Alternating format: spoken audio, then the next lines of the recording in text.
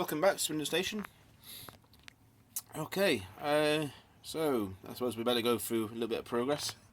It's been a little bit lax this month, but I've made some sort of improvements. As you can see in here, we've managed to get the railings for platform 2 done, as best as I can sort of replicate from the photos, etc. And also we managed to acquire some of these street lamps, which I've managed to put in. So there's only 3 of them at the moment for this side, and even gone to the extent of where they've put one on here on the ramp. They've actually built a platform, so I've basically replicated that as well. I just need to finish off the rendering and just put like a brick face on it, and then that'll be that complete. And then at some point we'll probably do a bit of painting on here on all 3 of them, just to match the current colours that they are in at the station. So whilst doing this, I obviously realised that to put these lights in, it's going to need yet another loom. So I've yet to do that. So these aren't actually working as such, but it is on a list of things to do. This one here, this isn't going to stay here because it's not prototypical of what's actually on platform 1. It should be a single light, but this is just basically for reference. I needed to make sure that when I drilled the hole that I was going to get the clearance I needed. So that's all pretty much done, but that'll move. I'll probably put it down to the bottom end of the platform over there. So some of you may have noticed I've made a couple of changes, mainly the station itself. It's still not 100%, but I felt that the original one I did, the building layout was too wide, to such the extent that basically it just didn't look right at all. The overhangs for the platform were probably half the width of what you see here now. Just get a better photo for you. And I think it's a little bit better because I still have to put in, there's like support stanchions that go down. On the previous model, the model was, I think the brick building came out to about there, and as you can see there's not an awful lot of room. So I've reduced the width of the station, just to try and bring it a little bit more in line. Oops, excuse me. Just to try and bring it a little bit more in line, and it gives me the room that I need. So the old one was scrapped. This one was hurriedly built. Obviously learning from the mistakes of the first one, which has helped. I've managed to get the overhangs to a position that I think is about right for this station. Via moving its sort of final adjustments, etc. Yeah, I think it should look quite good at the end of the day. It's going to obviously still take a bit more time. As I said before, I'm trying to do sort of most of the builds as a scratch build, and only when sort of necessary, or if I can't replicate it, and if there's a kit available, then I'll buy the kit and make the kit accordingly, sort of thing, just get it to sort of fit into what I am trying to sort of achieve here. But anyway, it still needs windows and everything to go in. That's probably the next part of the sequence for this building. I know I mentioned it in the last video. I'm still at that point where I need to locate the window frames. I have seen a set on one of the model shops. I want to buy those, which will be probably a few weeks now. I can then sort of judge, sort of, the scale wise sort of thing, that they should sort of look correct and in keeping with the building that I'm producing here. So the front bit, basically the valance and everything, the frame to go around, and obviously the roof and everything else, that'll be done probably as a separate part. And the reason for that is eventually this top layer here I'm going to open up a little area, and then inside I'm going to put in some of these sort of beams, and eventually there'll be some LED lights that will get fixed to those. It's a long way off, but that's the whole idea, is to get this whole platform, whole station lit up, and look sort of keep it in keeping with what I wanted to achieve. So yeah, I think I'm pretty much there. Obviously, the next part of this project is the bottom part here. At some point, I need to start looking at scratch building the walkway that will go across these two lines, and then it'll go down into this area here. That's going to be probably another month or so away, but I'm hoping to get that started. I have got a task that I need to be away for the next couple of weeks, so it's going to be probably beginning of March before I attempt to start making that framework up. And it'll be a mix of using balsa wood, or even the hard plastic kits that you can get. You just basically cut to whatever shape you need, build it up that way. So as I was saying, basically, yeah, we have a 2-aspect light, red and green, which was working for a while. For some reason the red one doesn't come on anymore, so we just got a green aspect, but that's not a problem because it works to my advantage, sort of. So if I take you around here, what I've managed to do is this signal I've managed to get wired straight onto the point of this turnout. So every time that I change this over, let me see if I can try and, there we go. So every time we swap this over, which should be, no, there we go, and then back. So basically it gives me a green light for a straight through onto the middle track, and then if I swap it over to go onto the main branch track or onto platform 3's track, swaps over and then goes onto that one. So it's just a little bit of experimentation that I was doing, really, just to see how things would work. If that red light had been working, it would be showing red now. Obviously there's a bit of a glitch of it, but it's not the end of the world. So I could always replace it at a later stage, but it gives me an idea of what's going on. There are other things out there. I think Block Signals do a system where you can wire in again either your switches, so that every time you throw the switch in one direction it comes up with a green, or the other way it goes into a red or blue, whichever you want. I might look into that, I'm not sure yet. That'll be something sort of further on down the line. But also, you may have noticed, is the points at the moment, and this one again, there's no buzzing anymore. The reason for that is I managed to fit a CDU unit. So let's have a look down here. Amongst this labyrinth of wires, there we have a CDU unit, which is quite handy. Ignore these couple of wires here. These are the lights that you see on the platform above. Just ignore those. But essentially, the green wire that comes down from that CD unit goes up into my control box, up into there, and that then links all 5 of my switches. So for each time I sort of throw that, there's power going to that switch. That's how that's wired up. But it does quite a good job.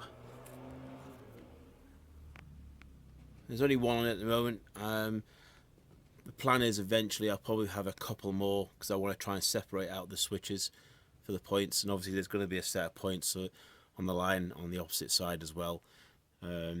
So they'll have to get wide in at some point. But it's made a huge difference.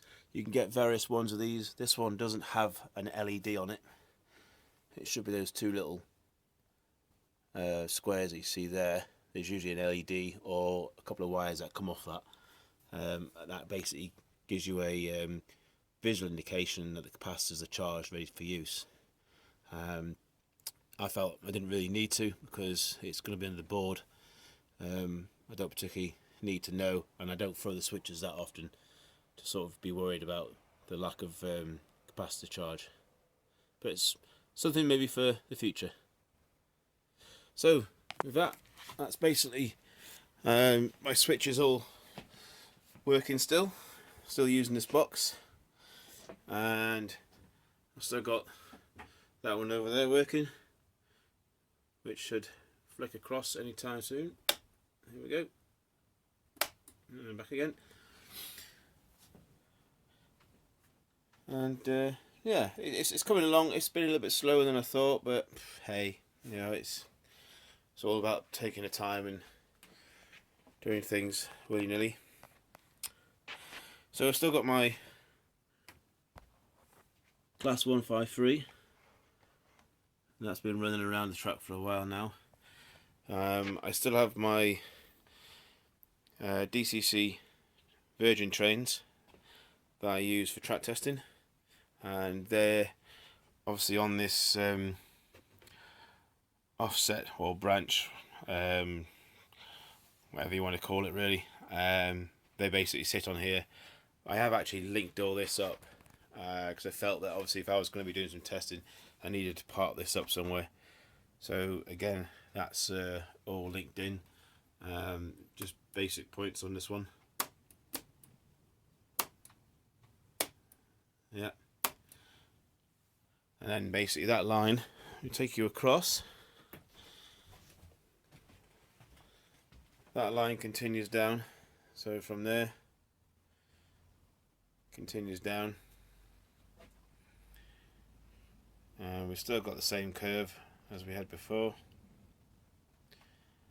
What I've done this time is I've just altered this area slightly. Before I had the turnouts here, I've taken those out for now, and I've repositioned them onto here, so it gives me this runner track that can be put onto the main branch line, and then obviously I can go and do the testing when I put new rails and stuff on, and then when I don't need it, I'll just bring it back along here, put it onto this siding, and just park it up, so it's out of the way, which is quite handy. Other than that, everything else is pretty much the same here really. I'm in the process of obviously doing this bit up now.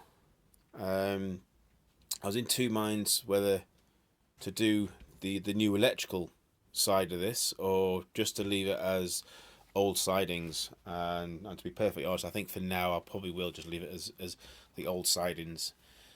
So there'll be a few tracks going across here, and then I can sort of do some ground effect on it, whether in it some more fencing and stuff like that. But essentially it'll go from basically where that white wire cable is, and bring it all the way across, probably up to just where the corner is, and then as they come across, I'll probably feather them in into two, or one back into one maybe, and then feather that onto the branch line down here, or I might even just continue the extension and then feather it on further down here maybe. I don't know yet. It's still a work in practice. There's a whole area over here that I haven't done anything with. It's basically a storage area at the moment. We've got lots of polystyrene inserts, which will probably be used for sort of sidings and mountains, etc., hills. Got some various other bits and bobs here that, again, it's just been used as storage more than anything else. So that's that bit. Nothing much really changed. Obviously we've got the two lines into this now, I'll just lower this down. Little trap door so I can get in and out. Let's lower that down. And yeah, it's not looking too bad. Did a bit of detail on this just to put in some of the ballast. This is completed. It was done a while ago, but for some reason there was some areas that weren't sticking down. So I basically cleaned it all up, hoovered it all up, redid it, and happy to say this is all pretty much solid now and looking a lot better. Maybe take that. There we go. Yeah, for some reason this thing keeps wanting to go out of focus, so I apologise now if the video is not too good. There we go. So I bought a few things the last couple of weeks. I got myself third hand, which is what I've been after for a while and has already proved valuable with me soldering and stuff. And also you'll notice that let me see if we can get this one running for a minute, provided I haven't knocked any of the signals over. Yeah, I think I'll go. Yeah. So these are the Hornby resprays for the front and rear, and now I've got 6 carriages so far. I've got 3 first class and 3 standard, and yeah, seems to be doing quite well. So in addition to this, a few weeks ago I managed to get the DCC chip into this, and I thought at the same time, why don't I update the lights, because the Hornby lights, you know, they're for the old style anyway, but they are pretty mundane. So what I've used is this guy, Black Cat Technology, and he does small circuit board LED lights. These ones I believe are the cold colour. You can get like a warm colour which looks like a tint of yellow to them. But it's on eBay. They're quite small. They fit into the standard Hornby chassis arrangement really easy. There's 3 wires on it, and there is room for modifications if you wanted to set up the lights slightly differently. I think based on the stuff these days, you can get the front facing lights on the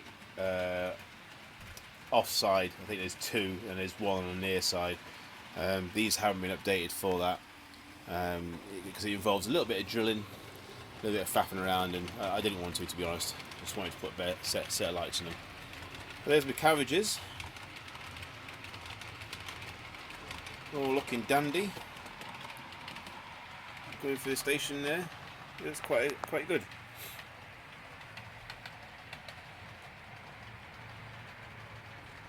There we go. So not an awful lot else to sort of tell you really. Maybe this one last bit here. As some of you may know, I started on this a while ago. I think it's before Christmas now. I've still got to finish off. Some of it's a bit rough, so I need to do a second coating on this just to get it all smoothed out. But I've started to do the framework for it.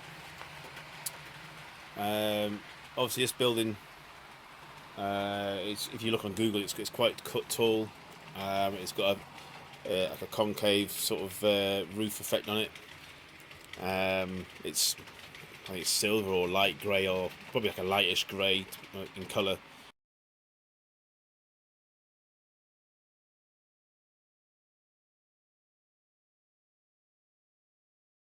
Not an awful lot about it though, other than there is a track going into it. So whether it's part of Network Rail's system or whether it's part of a mainstream freight company, I'm unsure at the moment. I need to do a little bit more research into it. But I thought I'd get the basic frame up and running. So I've been doing that the last couple of days. Again, just using bits of balsa wood kits just to give a sturdy frame, because essentially you're not going to see the inside of this. All you're going to see is basically a finished exterior, the roof. Maybe a roller door open on this part here, maybe. I'm not sure.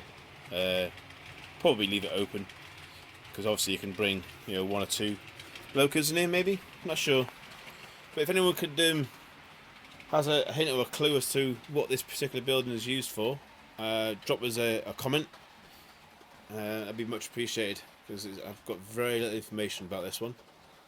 But this is sort of in hand, so this will, again, it's as I'm sort of swapping and changing from different things, put a bit of time into this and get this up and running. So yeah, give you one more last shot of HSD before I go, and thanks very much for watching, and we'll catch you again. Bye now.